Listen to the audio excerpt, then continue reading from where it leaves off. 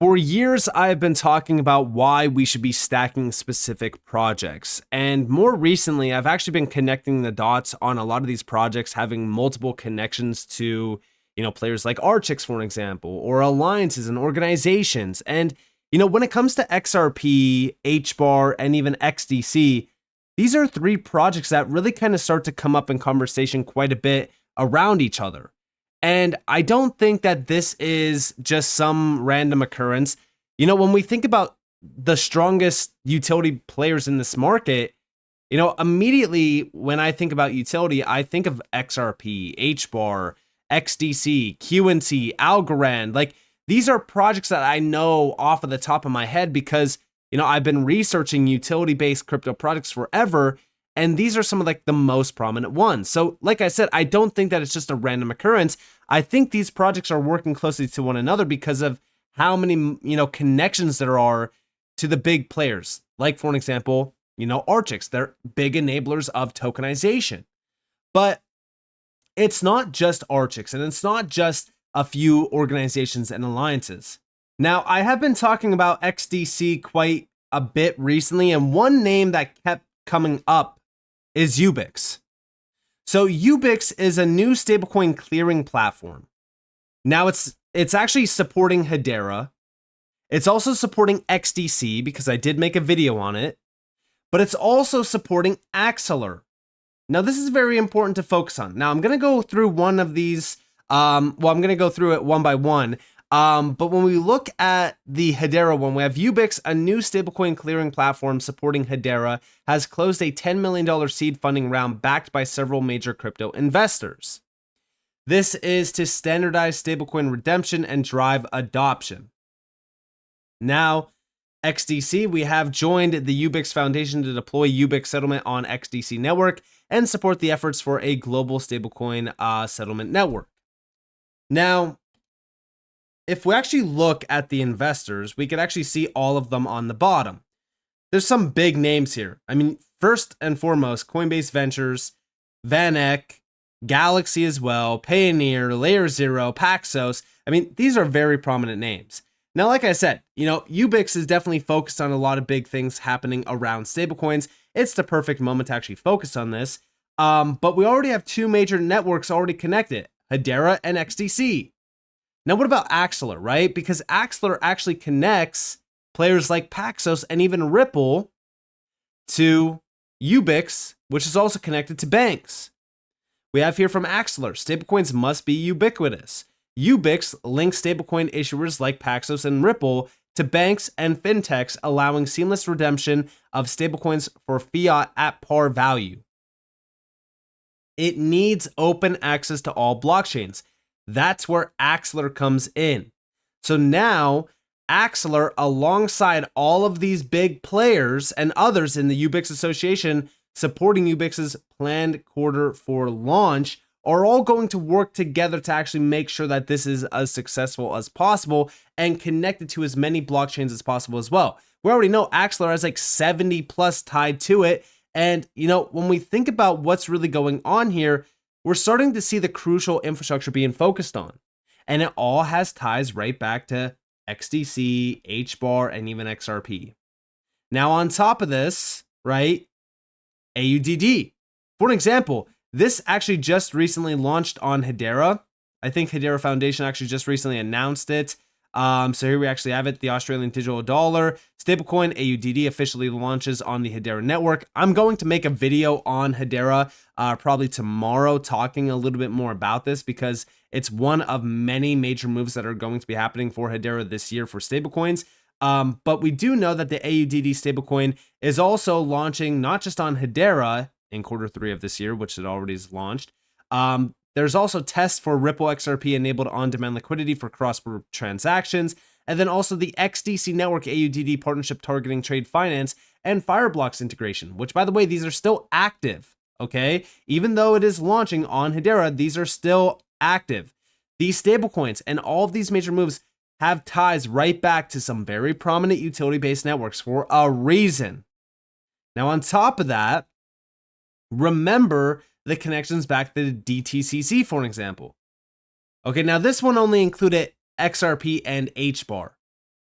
But again, these are the types of patents and documents that you want to look into, because when we think about this new financial system, when we think about tokenization in general, we think of a few players. Hedera and XRP always come up in conversation whenever it comes to tokenization. Why? Because they're the two making the loudest noises around this outside of players like Ondo, for an example. Now, on top of this, the Mika Crypto Alliance. When we look at the Mika Crypto Alliance, this has XDC, Ripple, Hedera, and a few other ones obviously as well. But the fact that we keep seeing Hedera, Ripple, and XDC on almost all of these major announcements and all of these major documents and patents, and you have the connections as well, it's telling me that these three are three projects that you really want to focus on, especially as we do get closer to that utility-based market. Now, talking about based or bases, what about Base? So recently, Base just announced that JP Morgan is bringing banking on chain. This is with Connexus by JP Morgan, is launching JPMD, a USD deposit token for institutional clients on Base. It will be the first token of its kind on a public blockchain, enabling fast, secure 24/7 money movement between trusted parties. JPMD is a permission bank deposit token issued by JP Morgan and will be available exclusively to approved institutional clients. JP Morgan chose Base to take advantage of sub-second, sub-cent transactions for their clients, giving institutions access to near instant settlement and real-time liquidity. Moving money should take seconds, not days. Commercial banking is coming on chain. Now, this is very, very significant because we now have a bank like JP Morgan, one of the largest banks in the world, choosing a public blockchain. I want to say that one more time. We have the largest bank in the world choosing a public blockchain for a tokenized deposit token launch. This reminds me of what Franklin Templeton told us.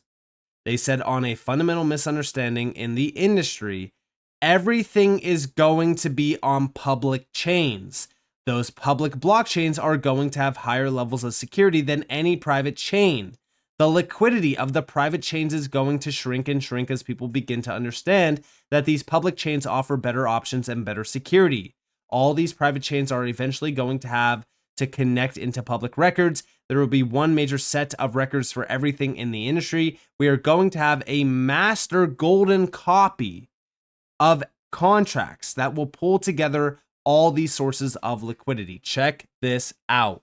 When people think about the future, they think, well, I need to build this capability and I need to do it as part of either a private chain or a permissioned chain so that I can control the data and I can control the ability to access and participate in the system. And let's be real, to also hold some of our edge because we don't want to be disintermediated.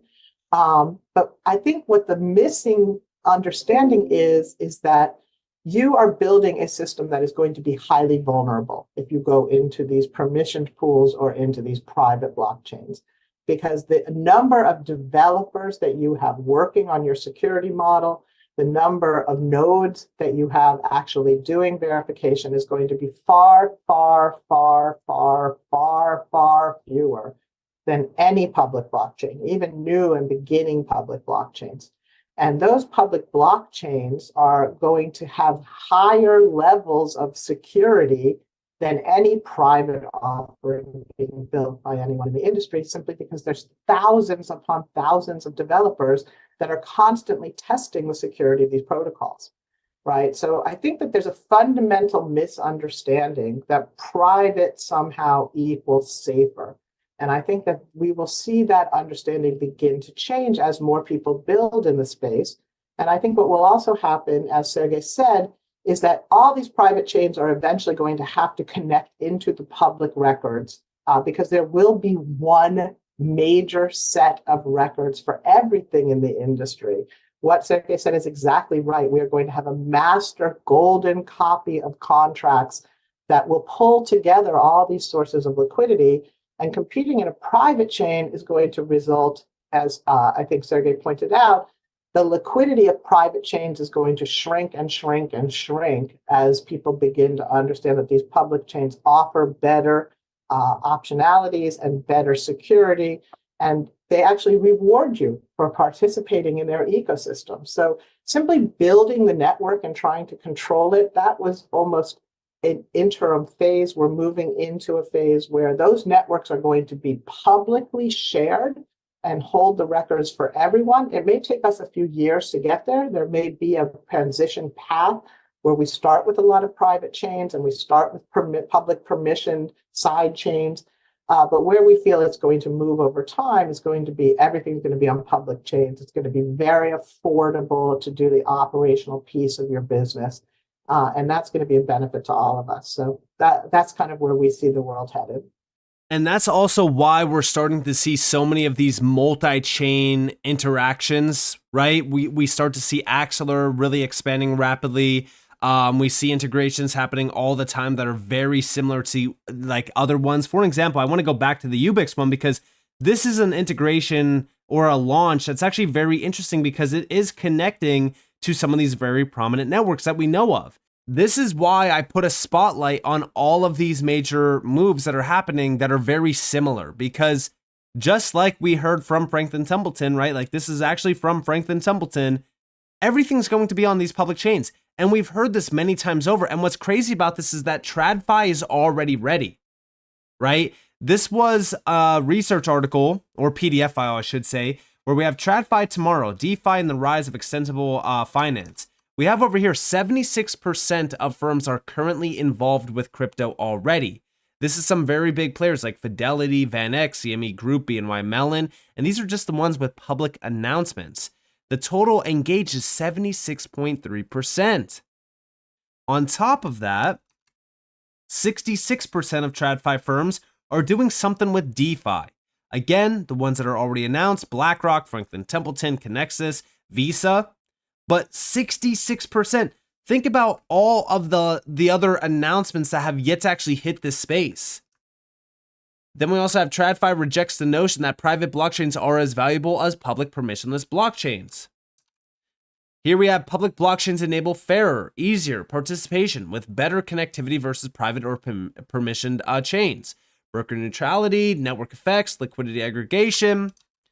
TradFi firms think it's inevitable that DeFi will eventually be critically important to most core businesses. And yeah, it is going to be, something that starts to take over. We're starting to see the convergence already happening in real time. It's the number one reason why we already have all of these big announcements happening every single day. Stablecoins are taking over. We also have over here, and as you lengthen the time horizon, traditional finance starts to think that DeFi is inevitable. And here we have, how important will DeFi be in 11 to 15 years? The overall thought process here, 37.7% moderately, 34.3% very, and 16.3% critically. How important will DeFi be in 15 plus years? And it's basically extremely, extremely important. And, I know that this is a little bit of a longer, time horizon, but I want you guys to realize that these players that are in these surveys, I think that they're being very conservative. I think things can happen so fast that changes this overall outlook. Now, the big thing over here is some of the biggest TradFi cost drivers involve back-end technology infrastructure where blockchains could play a larger role in the future. All of this will be revolutionized with blockchain. We just need to get past regulatory uncertainty, because we actually have here that TradFi firms would be even more involved with DeFi if not for regulatory uncertainty, which 52% cite it as a factor holding them back. So yeah, listen, when we think about what's going on here, I really think that over the next couple weeks, months, and even years ahead, these public blockchains are going to become more and more valuable.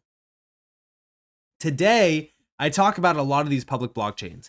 XDC, XRP, and HBAR, these are just three of many utility-based projects that I could talk about that are starting to see many, many different connections happen with them. Integrations happen as well. we're starting to see more and more partnerships that are connected to all three of these, and even some of them multiple. Like for an example, Archix has ties back to Algorand and a few other ones. But you know, when I always think about utility, I always think about the triple X as well, which is like XRP, XLM, and XDC. But I saw this come up and I was like, I have to talk about, you know, Ubix, because it's starting to connect to some of these very big networks that we already have some very strong connections to. And, you know, again, I think that this is just going to become a very common thing. So XDC, HBAR, XRP, these are definitely three projects that you want to add to the watch list if you haven't already. And I'm sure that a lot of you probably already hold all three of them. And if you do have all three of them in your portfolio, then I do think that you are setting yourselves up for some very significant success in this market. So with that being said, I hope you guys enjoyed this video. If you guys definitely leave a like, subscribe, turn notifications on because more free content. You guys are more than welcome to follow me on Twitter and join the free Discord in the description below. And with that being said, guys, Nick, thanks for watching. Peace out.